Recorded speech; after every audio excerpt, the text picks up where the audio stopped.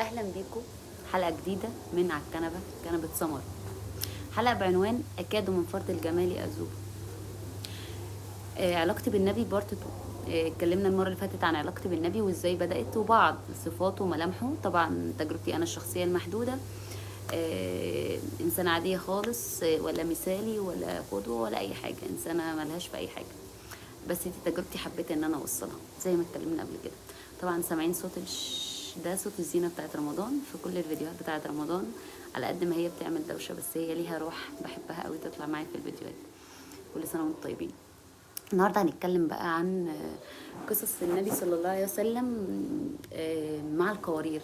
حاجه تقشعر لها الابدان بجد. قصص اكاد من فرط الجمال اذوب. ما تيجوا نشوف. هنتكلم النهارده عن قصصه مع القوارير، مع الستات. بصراحة حاجة في منتهى الرقة والإحسان والإنسانية. كان بيحكوا الصحابة إن هو كان ماشي معاهم في مرة، فلقوه جه عند قبر كده وقعد وفضل يبكي. فقالوا له إيه اللي حصل يعني. طبعا أنا بحكي بلهجتي بطريقتي العادية اللي هنفهمها، مش بحكي بنصوص زي ما قلنا قبل كده. فقال لهم ده قبر أمي. تذكرت حنانها عليا فبكيت. قد ايه اشتركت معاه في الموقف ده. حنان الام حتى لو الام مش موجوده بيفضل احساسنا بيها باقي. رغم ان هي ما عاشتش معاه وقت طويل، بس الا ان هو لسه متذكر حنانها وعنده وفاء ليها. قصصه كتيره جدا. يعني بيحضرني حاجات مع ستنا عائشه. كانت ستنا عائشه بتقول للنبي عليه الصلاه والسلام ادعي لي. فقال لها، فراح قال اللهم اغفر لعائشة ما تقدم من ذنبها وما تأخر وما أسرت وما أعلنت. بس سيدنا عائشة فرحت قوي لدرجة إن راسها كده سقط في حجرها، يعني من كتر الفرحة يعني. فسألها يعني حبيتي يعني الدعوة دي؟ فقالت له حبيتها جدا. طبعا ده بالتفسير بتاعي البسيط يعني، مش بنص الحديث. فقال لها دي دعوتي لأمتي في كل صلاة. هو كان بيحبنا كده. تخيل كان بيدعي لنا الدعوة دي في كل صلاة. ده بيعلمنا الحب. اتعلم منه في الموقف ده ازاي بيعرف يحب. ممكن تعرف تحب حد تدعي له، يعني هو ما كانش لسه شافنا ولا احنا شفناه، بس هو بيدعي لنا وهيفضل يدعي لنا لحد ما احنا نروح عنده ان شاء الله. طيب كان برضو في قصص مع ستنا زينب. ستنا زينب بنت النبي عليه الصلاه والسلام كان عندها قلاده، يعني عقد كده، كانت واخداه من امها ستنا خديجه. فستنا زينب كان زوجها ما دخلش في الاسلام، اللي هو العاص بن الربيع. فكان متاخد في الأسرة، فهي كانت عايزة تفديه، تجيره وتفديه. فبعتت العقد ده. فالنبي عليه الصلاة والسلام أول ما شاف العقد ده فضل باصص له كده وتأثر جدا. وطلب من الصحابة، قال لهم ممكن تجيروه وتردوا عليها عقدها. يعني بجد أنا مش هتكلم. يعني النبي عارف ان هو مش مجرد عقد، عارف قيمته وعارف انه ذكرى. عارف ان الستات كائن عاطفي وشعوري، وهو ان هي هتحزن قوي لو فقدت حاجه ليها معنى زي ده. عارف ان الستات كائنات عاطفيه، وتاثره بالعقد ده قوي، انه عارف ان هو معنى من والدتها، وان هو كمان حب لستنا خديجه، ان هو مش عايز يفقد العقد ده. وفعلا الصحابه اجروا وردوا عليها حاجتها. وده بيعلمنا الحب، وبيعلمنا الوفاء، وبيعلمنا الاستيعاب. ازاي انا اقدر استوعب اللي قدامي حتى هو لو مش قدامي. ازاي اكون متفهم ده. قد ايه فرحتها لما العقد اترد عليها وجوزها اجروه.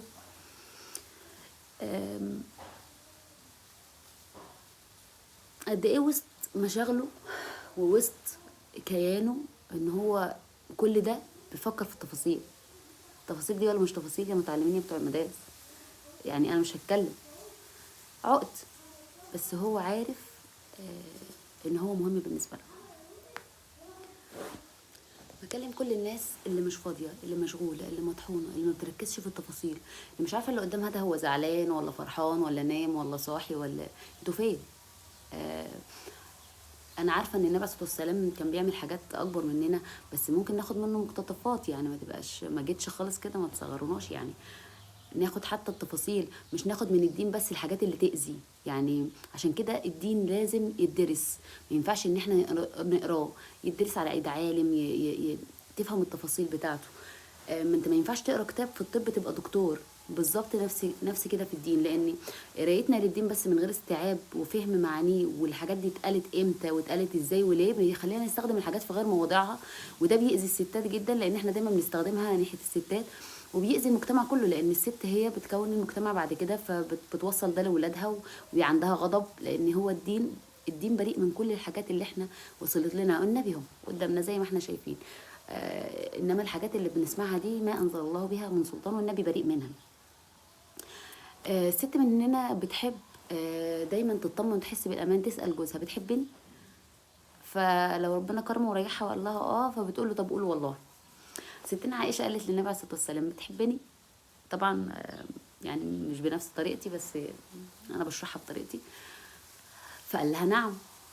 فكانت عايز تفهم شكل الحب ايه، فقال لها الحب حبك زي العقده دي طبعا احنا عارفين هي ما بتفكش بسهوله. يعني ريحها، جاوبها اجابه نموذجيه، حسسها بالامان، طمنها ان حبها عمره ما هيتغير ولا يتفك. فكان من اللطيف ان هو كل ما بيشوفوا بعض كده بتقول له كيف حال العقده يا رسول الله، يقول لها كما هي. فبيطمنها. دي من القصص اللي علمتنا الحب، ان انا اعرف اعبر واوصل اللي قدامي الحب بالطريقه اللي هو بيحبها. هي سالته فهي عايزه تسمع ده، عايزه تطمن، فجاوبها ريحها وقال لها اجابه شافيه. فيا ريت نتعلم دوت. وقصص تانية كتير. سيدنا عمرو بن العاص سأل النبي عليه الصلاة والسلام، قال له من أحب الناس إليك؟ ناس قاعدة بقى بالصحابة وناس كتير، بكل بساطة قال عائشة باسمها عادي، ولا قال بقى الجماعة ولا الأنسة ولا أم العيال ولا الحاجات دي، وسط كل الناس عادي. بعد كده سأله، قال طبعا دي مراته وبتاع في دماغه يعني. ومن الرجال قال له أبوها. طبعا هو كان نفسه اسمه يبقى موجود، بس يعني طبعا بعد كده ذكر ناس كتير. بس اللي استفدته من القصة ديت ان الوضوح، وان الحب ما بيقبلش المجاملة او الاسمة.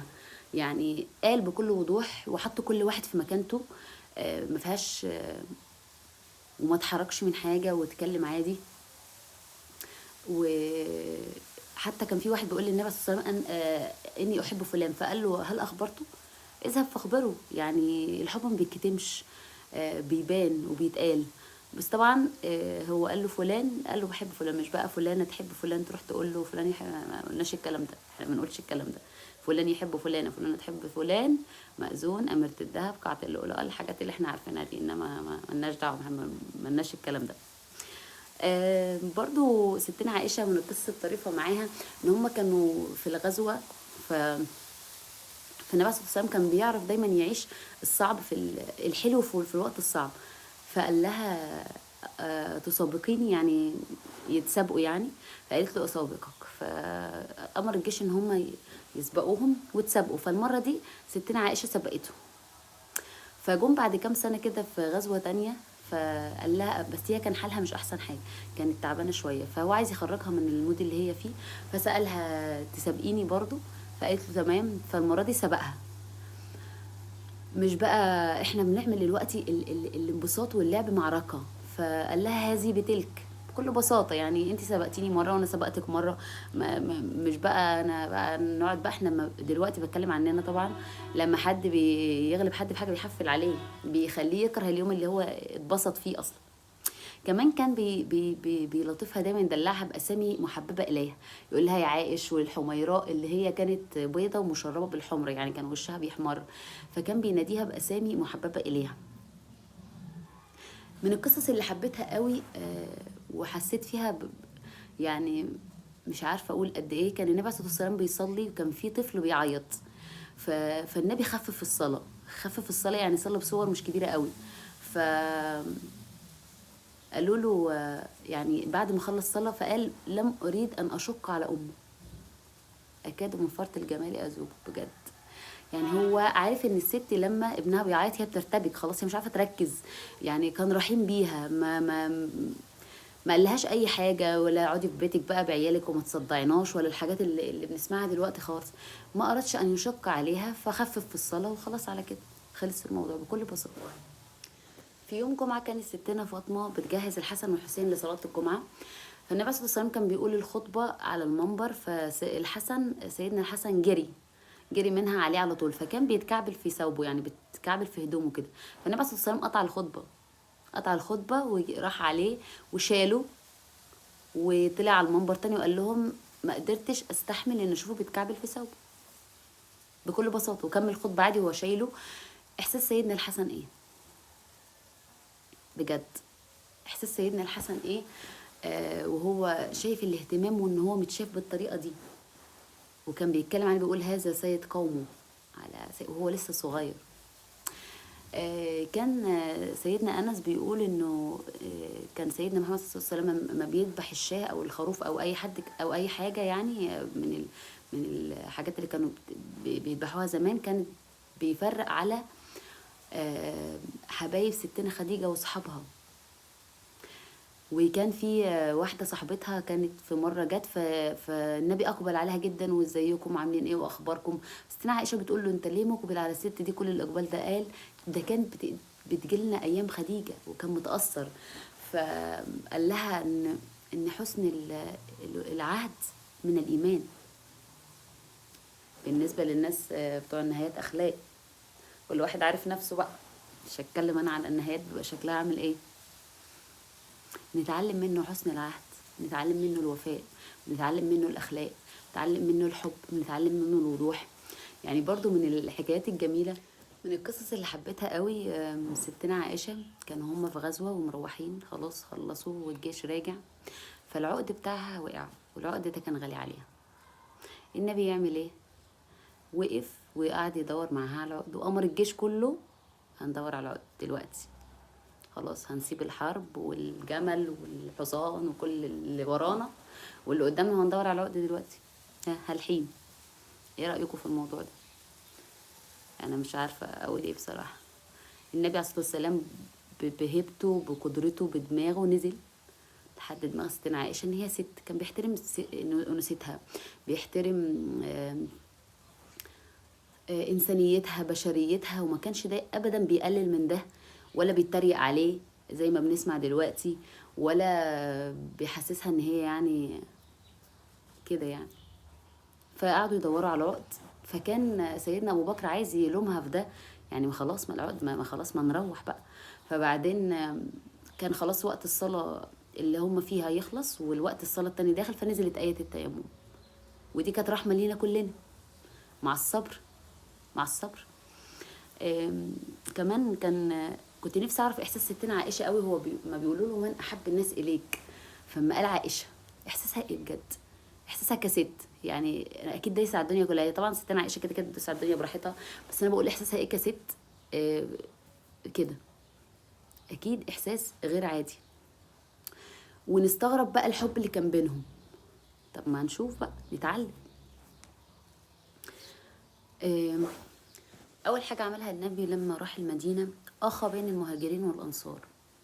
ده كان درس مهم جدا، انه لاهميه وجود الصديق في الحياه.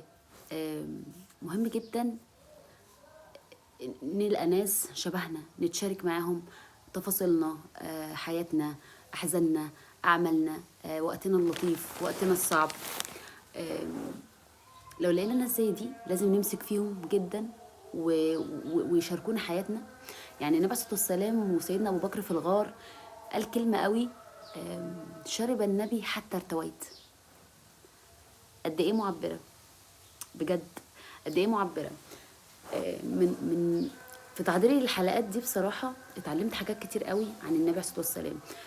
كنت دايما بسمع عنه وبقرا يعني كتير، بس بعد دراستي القصص والحكايات دي مهم جدا ان احنا نسمعها بقلبنا ونحسها ونوصلها لاولادنا. اتعلمت منه الصبر، الحلم، الرحمه، وكمان مره الرحمه، وكمان مره الرحمه، سرعه البديهه، الذكاء، حسن التصرف. يعني كان قرآن يمشي على الارض فعلا، كان مثال للانسانيه، للنور، للصبر، للجبر. مهما اقول مش هوفي حقه. زي ما الشاعر حسان بن ثابت قال خلقت مبرأ من كل عيب كأنك قد خلقت كما تشاء. اللهم صل وسلم وبارك على نبينا محمد وعلى اله وصحبه وسلم. كلامنا عن النبي ما خلصش، لسه في قصص تانية جميله قوي ومؤثره ومعبره، ان شاء الله نتكلم عنها في حلقات تانية. كل سنه وانتم طيبين.